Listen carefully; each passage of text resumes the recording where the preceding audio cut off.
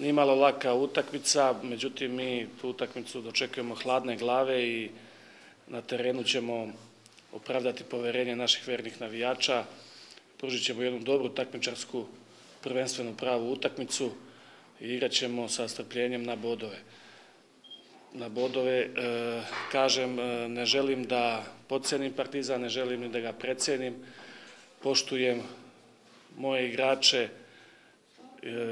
poštujem ovaj klub, tako da ćemo do posljednjeg atoma snage dati sve na terenu i pokušati za 90 minuta da se radujemo svi zajedno.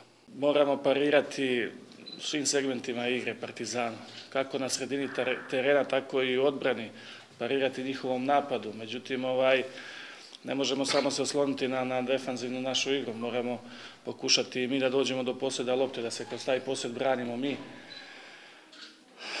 i pokušati da postignemo gol. Znači, otvorena jedna utakmica kad napadamo, svih 10 igrača kad se branimo, svi se branimo. Oni se jesu kvalitetno pojačali i sve te utakmice koje su igrali u pripremnom periodu igrali su sa Škuletićem i Lazovićem u špicu, sistem 4-4-2.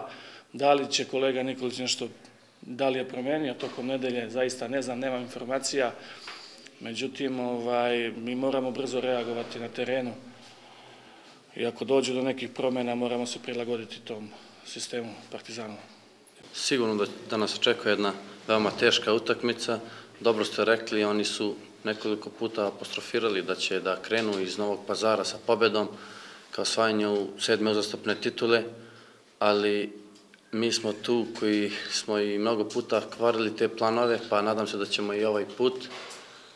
Dobra su ekipa, uigrani su, pojačani su u ovom prelaznom roku, ali mi imamo ekipu koja može da se suprotstavi i Partizanu i Crvenoj zvezdi i Vojvodini.